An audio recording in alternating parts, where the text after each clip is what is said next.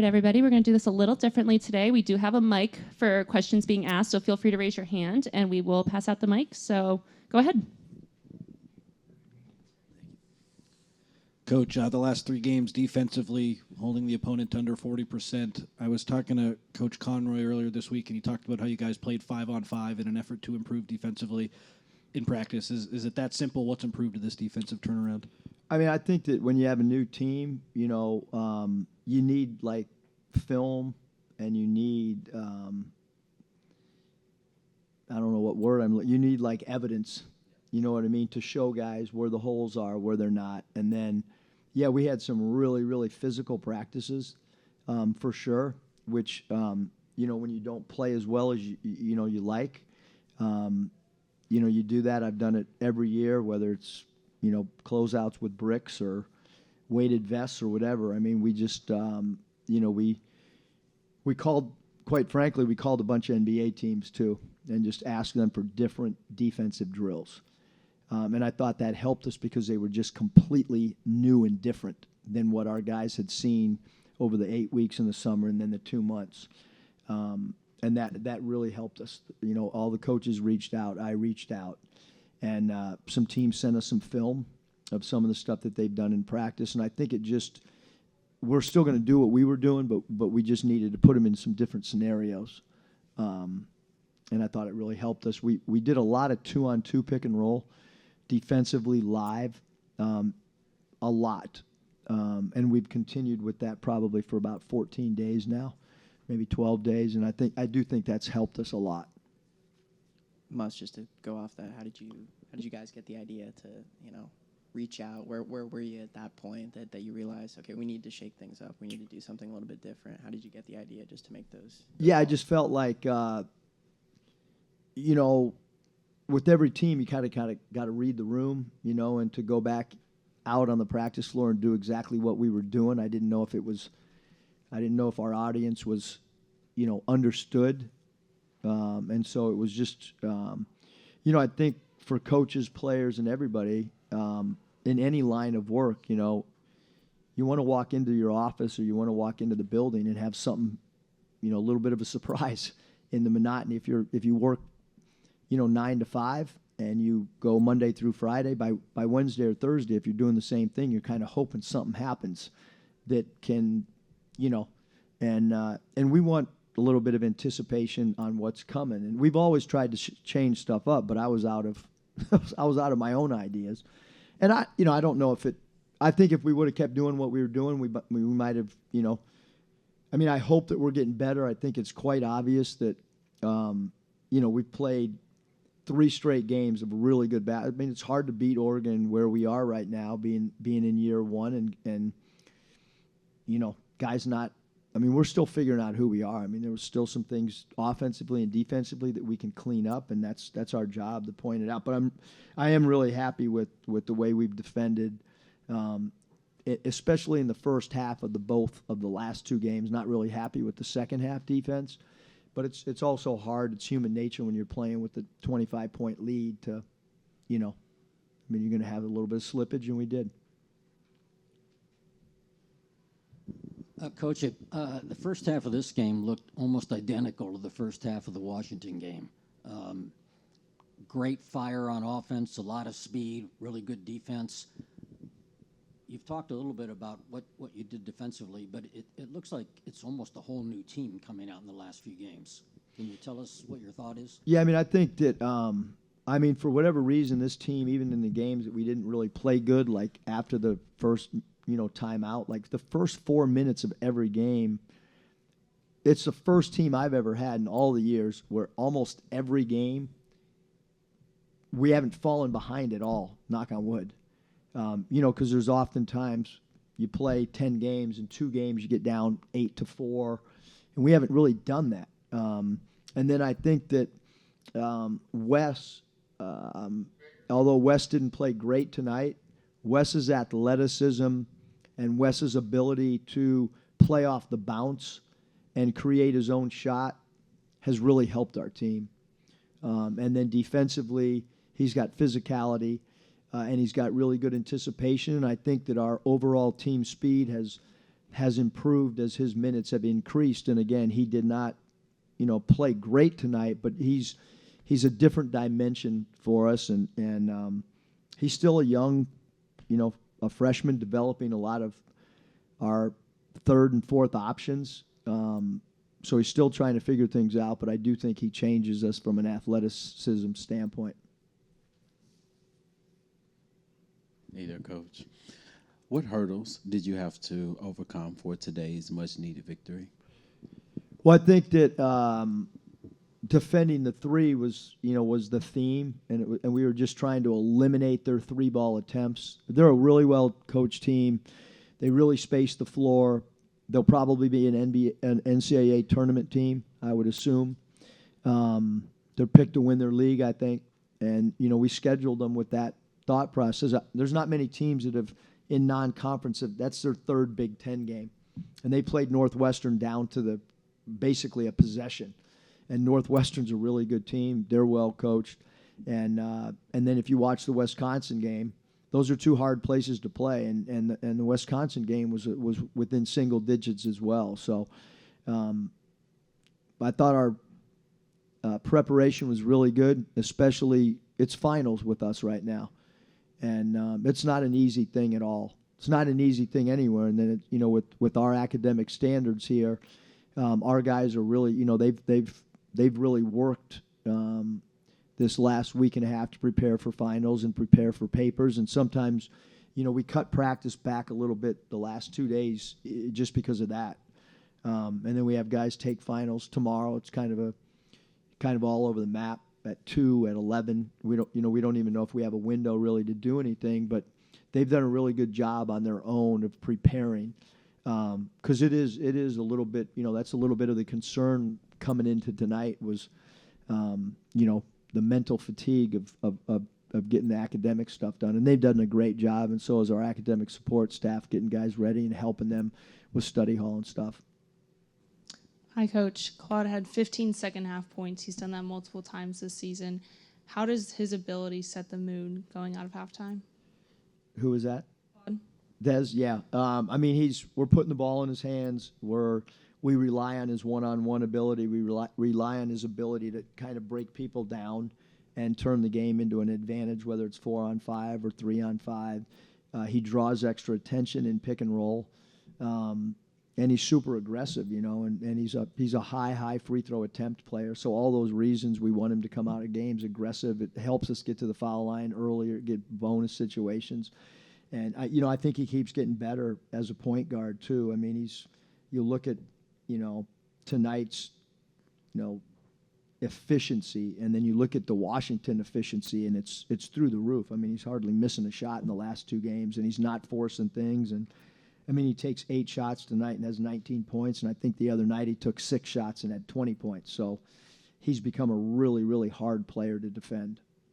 I know you like to let guards, ball handlers play with a lot of freedom offensively, but say that again, so that's a good recruiting piece. In general, it looked like tonight, you guys were running a little bit more sets offensively in the half court, especially in that first half, than you have previously, a lot of DHOs and that sort of thing. Was that an emphasis for you? Has there been any changes to your offensive philosophy the last couple of weeks? Yeah, so we have 2 different statistical things that we go off. One of the companies gives us a report every 5 games. The other one does after every game. And surprisingly, we're way more effective in half-court offense than we are in transition. Again, every team's different. That's completely different than all the other teams I've had. We're turning it over a little bit too much in transition. We don't take the right shots sometimes in transition. We're still trying to feel our way out spacing-wise in transition.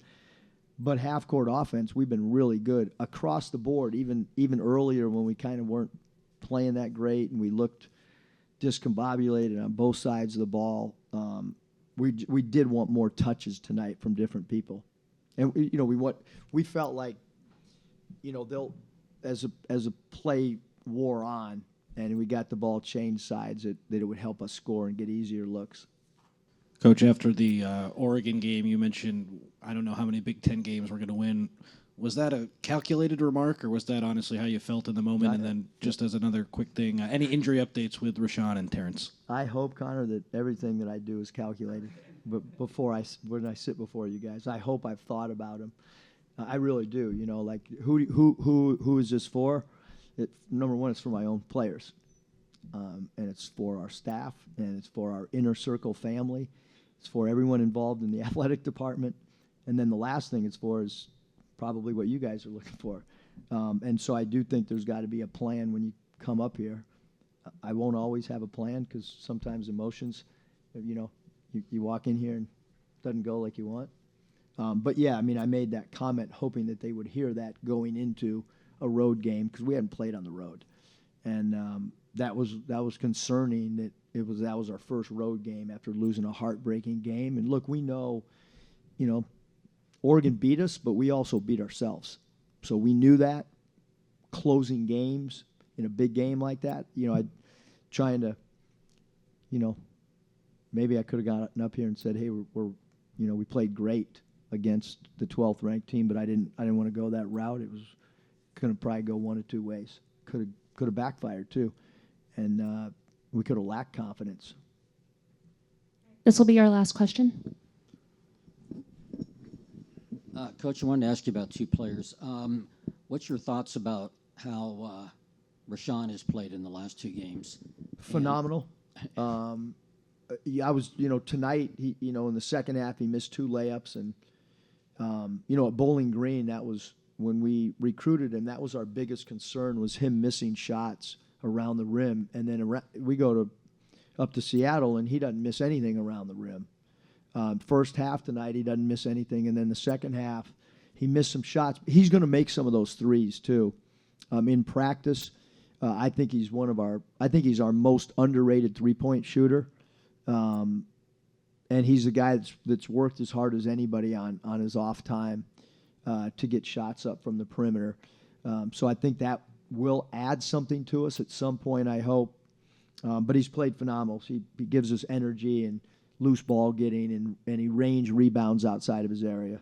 Did someone ask about the injuries?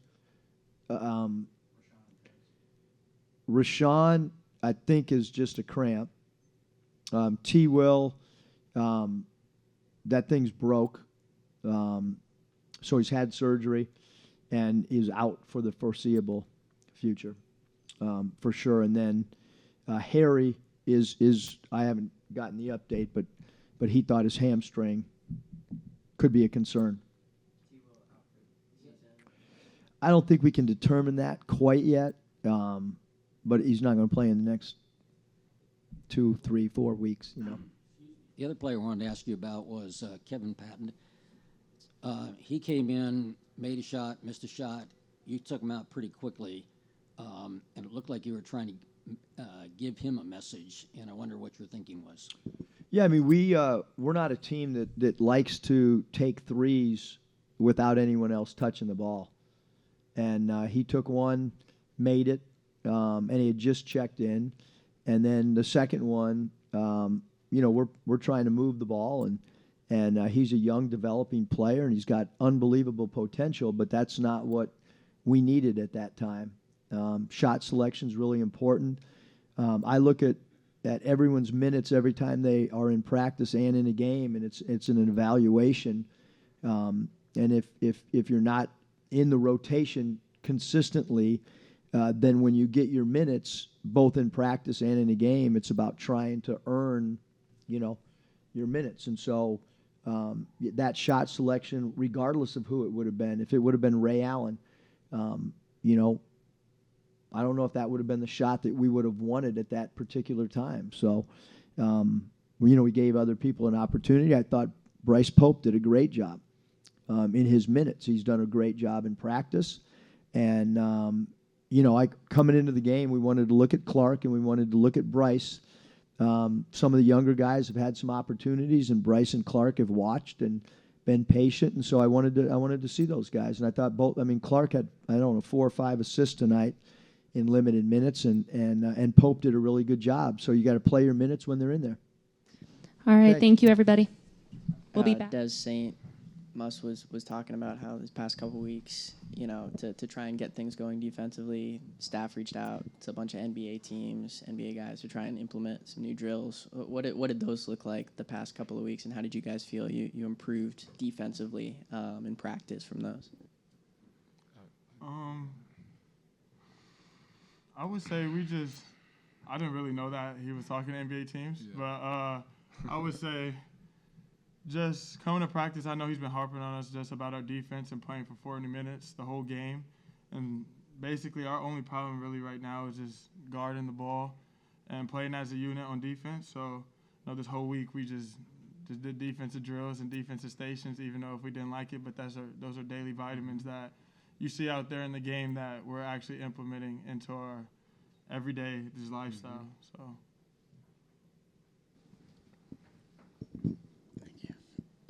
For tonight, what do you feel that were your greatest strengths for tonight? And that question goes to both of you. I would say rebounding, and then pushing the pace down offensively. That was one thing Coach wanted us to do well, and especially starting with me, just push the pace and get downhill. I feel like we shared the ball really well, and I feel like, we executed our plays, and we just had to stick to our core principles. And I think that, going back to what he said defensively, we were just more disciplined, and we're starting to play better each game, and we're finally starting to click. So I think we just did really well on both ends of the floor, and it worked out. I think for us, to answer your question as well, I think for us, two things I see on here. We actually shot the ball at the free throw line pretty good. 19 for 24, and actually drew fouls, so that's pretty good. And then we also made them turn the ball over 12 times. And our goal is to make them turn the ball over like 10 to 9 times or more. Desmond, after the Oregon game, you were in here and we asked you about Coach Muss saying he didn't know how many Big Ten games your team would win, and then you respond with the big Washington game, another blowout win tonight. How did you feel like the team responded to what he said after that Oregon game? I felt we responded really well. As crazy as it sounds, we just wanted to go out there and show him. And not just him, but show everybody that that we're really good and we have a chance to go far, and that's everybody's goal on the team. We're all in on the plan, and we're starting to turn it around, and So we just wanted to prove everybody wrong. It wasn't just him or what he said, but I feel like we could be special. We could do really really good things. To follow up on that, Muss just told us that he kind of intentionally put that message out there when he talked to us so that you guys would hear it. Did you guys hear that, and did it light a spark at all when you saw what he said with that? I would say I definitely seen what he said, but man, we have a great group of guys in the locker room, and they just want to play hard regardless of what coach says or not, and I don't think that really gets to us. So, for his comment, I truly agree. We were playing bad basketball a couple games ago, and that's the real. And him speaking up like that, I think got us out of our funk, and just we need to hear the real, because the truth hurts sometimes, but hey, the truth got us to where we are now. So. Yeah, for sure.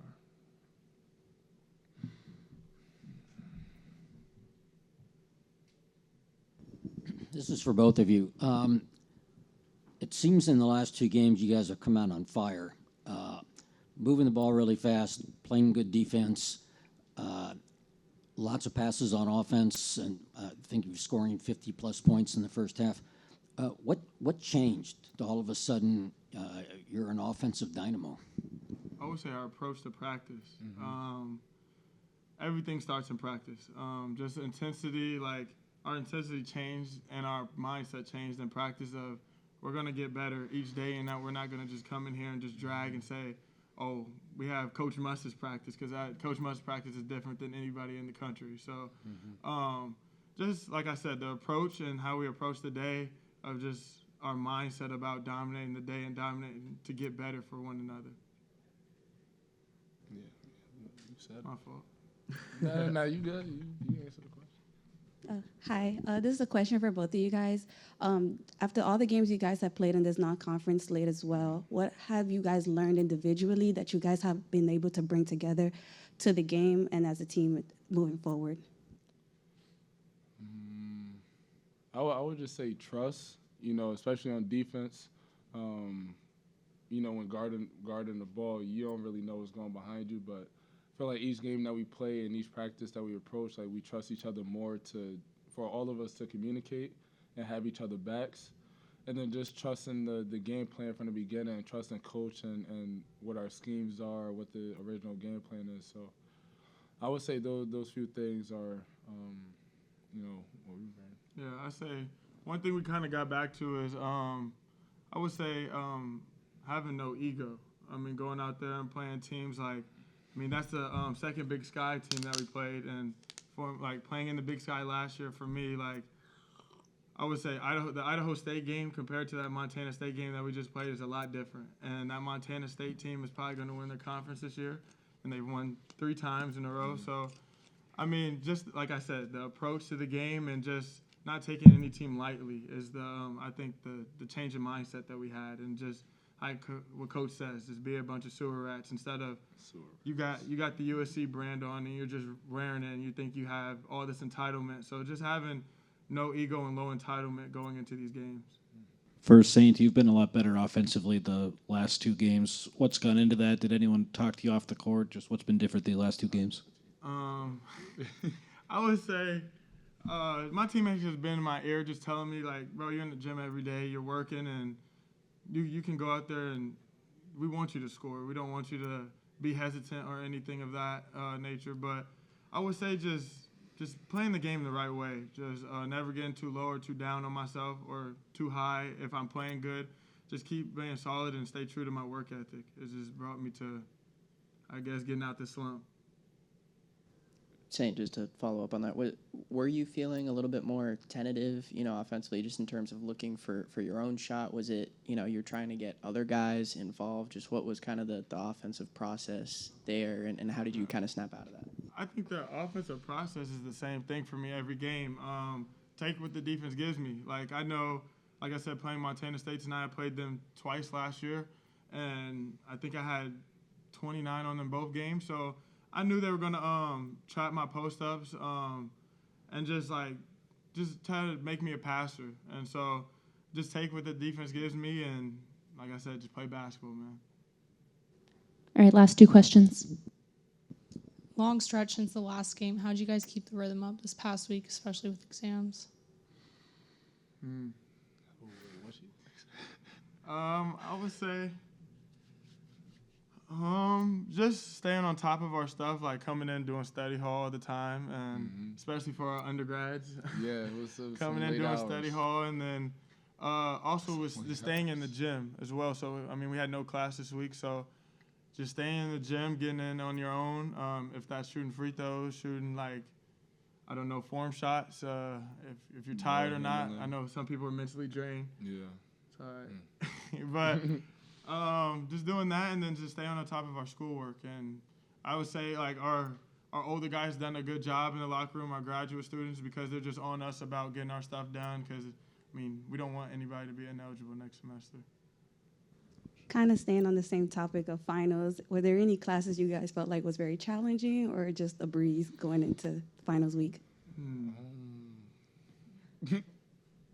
I would say, I did have a hard communications final, but I got an 86 on it and studied my butt off and got it done. So I would say that was my hard one, but I got it done. I wouldn't really say I had a hard one specifically. It was just the amount of work that I had to do, which was a lot. But I want to say there was no hard class. It was a little challenging, but nothing that I had to be what the heck is this, So yeah, it was just a workload that was a lot. Yeah. On that note, we're going to go let them study for those finals. So thank you all so much.